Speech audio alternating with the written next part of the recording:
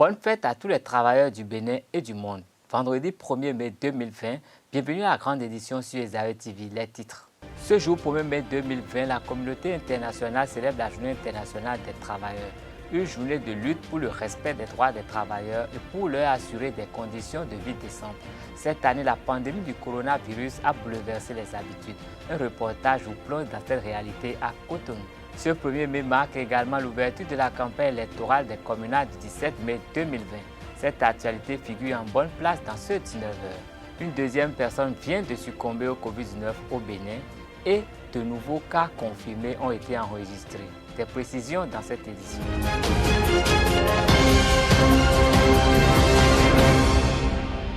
Mesdames et messieurs, bonsoir. Le Bénin enregistre à la date du 1er mai 2020 90 cas confirmés et 42 guérisons, 46 sous traitement et 2 décès dus au Covid-19.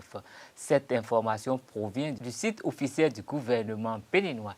Nous y reviendrons dans nos prochaines éditions. Nous sommes le 1er mai 2020. À travers le monde, les travailleurs sont en fête. Comme il est de coutume, les travailleurs ont réussi à transmettre au gouvernement par le biais du ministre du Travail et au patronat du Bénin leur cahier de charges.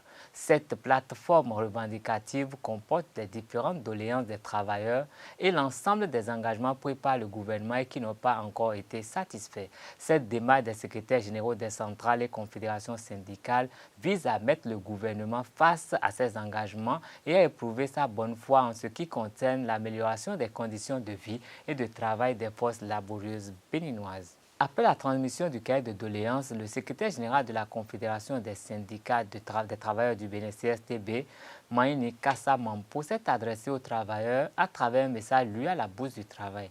Notons que nous n'avons pas vu la signature du secrétaire général de la CSTB au bas de la copie du document transmis à l'autorité et qui a circulé sur la toile. Ce vendredi 1er mai 2020, tout a permis à nos reporters de constater que plusieurs ouvriers et artisans béninois ont préféré aller travailler que de célébrer la fête des travailleurs comme ils le faisaient par le passé. Suivez plutôt. Ce jour 1er mai 2020, force est de constater que plusieurs entreprises privées sont bien ouvertes et les travailleurs à l'œuvre pendant que le public est fermé au quartier Jéricho de Cotonou.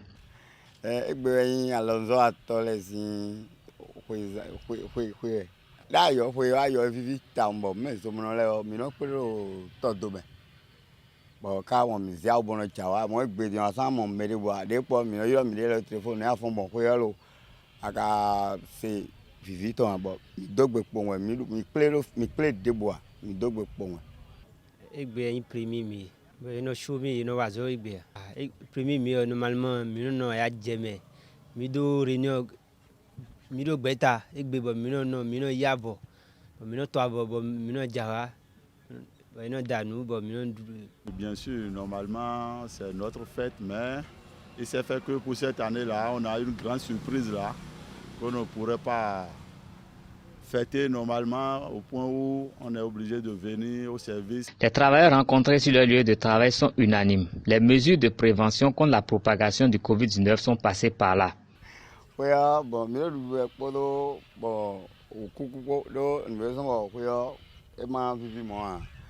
Oh, azon queen le wa dimbe yo coronavirus e wa so bo ko ma fi de bois client e de po bi sese we bo nu le po ni anu mo kaka yo beto di blaja ibie de coronavirus wo wa bo fi le bi ti se we mi lo mi a di ça peut-être nanandi mais comme de coronavirus wa me bi ko na vidéo. Vraiment, c'est dur, hein? C'est dur. Il nous a changé tous, hein? Il nous a changé tous au point où on prie Dieu pour que ça parte vite. Si on peut rattraper ces pareilles fêtes-là, l'année prochaine, on va voir. Malgré la récession économique et les manques à gagner, les travailleurs gardent l'espoir de lendemain meilleur. Abacus Foundation continue sa campagne de distribution gratuite de masques lavables en tissu et des gels hydroalcooliques aux différentes couches de la société béninoise. Après Cotonou et Porto-Novo, la coordonnatrice nationale de l'ONG Chirita Walter et ses collaborateurs se sont rendus à l'hôpital de zone d'Abomey-Calavi et à Akassato hier. Reportage Lario Setone à Diagbeno.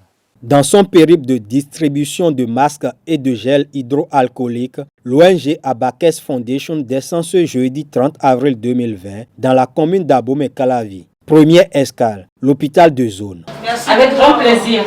On va penser au centre hospitalier de l'université Abomey-Calavi.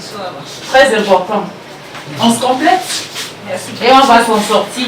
Ici, les émissaires de la présidente Abaké Assongba de Rosa font don de masques aux malades et à leurs gardes. Des urgences à la maternité en passant par la médecine générale, la néonatologie et la pédiatrie, Sherita Walter, la coordonnatrice nationale et ses collaborateurs ont parcouru tous les services à la grande satisfaction des responsables de ces centres hospitaliers. Je tiens à saluer l'initiative de la Fondation Abakès.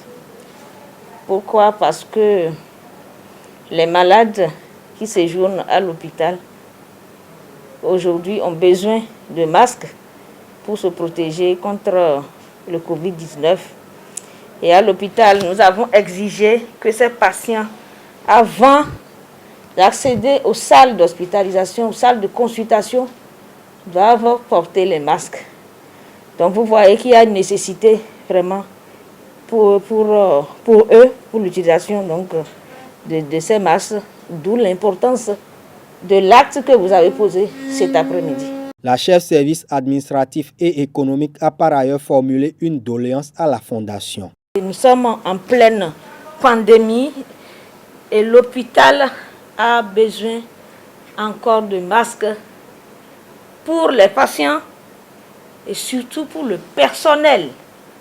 Le personnel qui est au premier contact des malades. Je voudrais vraiment demander que votre prochaine action soit orientée dans ce sens. En attendant de rendre compte à la première responsable de Abakès Foundation, la délégation a poursuivi la campagne de distribution gratuite des masques dans les artères de l'arrondissement d'Akasato. Abakès Foundation prévoit partager 8000 masques et des gels hydroalcooliques sur toute l'étendue du territoire national afin d'accompagner les populations dans leur lutte contre le coronavirus. La page politique de cette édition, la campagne électorale des communales du 17 mai prochain a démarré ce jour à 0 heure. La ville de Cotonou se part aux couleurs des partis politiques en liste. En début d'après-midi, les affiches de l'UP se font plus visibles que celles des autres partis dans les quartiers Jéricho et Aïdjedo. Vu ce contexte, nos reporters ont juste fait le constat pour vous. La campagne électorale pour les communales de 2027 est ouverte depuis quelques heures jusqu'au 15 mai prochain. 18 000 candidates et candidats environ de 5 partis politiques vont susciter l'adhésion des électeurs à leur vision. Ces opérations de charme vont se dérouler dans un contexte particulier et inédit. Au lancement officiel de la campagne ce jeudi, le président de la Commission électorale nationale autonome Sénat, Emmanuel Tiando, a rappelé les mesures prises aux acteurs. La particularité de ce contexte a évidemment trait à l'apparition de la pandémie du Covid-19 qui sévit dans le monde et dont notre pays n'est malheureusement pas épargné, même si, pour l'instant, nous ne déplorons pas encore un grand nombre de victimes. C'est pourquoi, conscient des risques sanitaires liés à cette pandémie, dans un contexte électoral, les présidents des institutions de la République, au regard du stade d'évolution de la pandémie et de la nécessité de garantir la continuité démocratique dans notre pays, ont recommandé au gouvernement et à la Sénat la poursuite du processus électoral tout en les invitant à la prise de mesures fortes en vue de préserver la santé des populations tout au long du déroulement de ce processus électoral. Ces mesures concernent bien évidemment la phase de la campagne électorale qui, par essence, induit des attroupements de personnes, favorisant de fait les risques de contamination et de propagation du coronavirus, dont, faut-il encore le rappeler, il n'existe aucun remède préventif ni curatif prouvé pour le moment. C'est dire que nous devons changer de pratique en matière de campagne électorale si nous voulons préserver notre propre santé et celle de nos compatriotes. Ainsi, au terme de la concertation entre les présidents des institutions, il a été retenu que la campagne électorale sera essentiellement réduite à sa dimension médiatique. De fait, les meetings, les cortèges, les visites porte à porte, source de regroupement et d'attroupement de personnes, ne seront pas autorisés.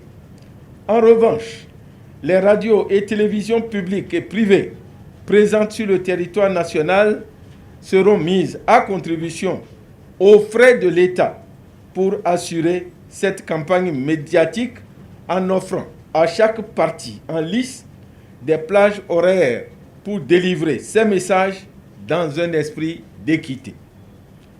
La Haute Autorité de la communication et de l'audiovisuel a déjà pris les dispositions nécessaires à la mise en œuvre de ces mesures relatives à l'organisation efficace et équitable de cette campagne médiatique. Par ailleurs, les cortèges et les caravanes étant interdits, il sera autorisé en leur lieu et place le recours aux crieurs publics et à l'utilisation des mégaphones portés par tout moyen de transport en circulation et non en stationnement. Ces mesures réglementant les conditions de déroulement de la campagne électorale viennent en complément à celles déjà édictées par le gouvernement concernant les mesures barrières de lutte contre le coronavirus, notamment le port obligatoire de masques dans les lieux publics, le lavage fréquent des mains au savon, l'utilisation du gel hydroalcoolique, sans oublier l'observance de la distanciation sociale dans les relations quotidiennes. Des dispositions seront prises par les forces de sécurité pour veiller au respect de ces mesures sur toute l'étendue du territoire national tout au long de la campagne électorale et même le jour du scrutin. À 6 mois de la présidentielle en Côte d'Ivoire, les deux principaux partis d'opposition ivoirienne, le Parti démocratique de la Côte d'Ivoire, PDCI, de l'ancien président Henri Konan Bédié, le Front populaire ivoirien, FPI, de l'ex-président Laurent Gbagbo, ont signé jeudi à Abidjan un accord politique dans lequel ils ont pris l'engagement commun à œuvrer de concert pour le retour de la paix, de la conciliation et rendre transparent le processus électoral, souligne un communiqué de presse rapporté par Jeune Afrique.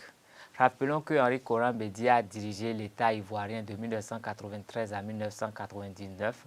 Il était membre du RHDP qui a porté Alassane Ouattara au pouvoir face au président sortant de la présidentielle 2010, Laurent Gbagbo. Ce sera tout pour cette édition. Merci de rester fidèle au www.ezaretivi.bj. Passez un excellent mois de mai.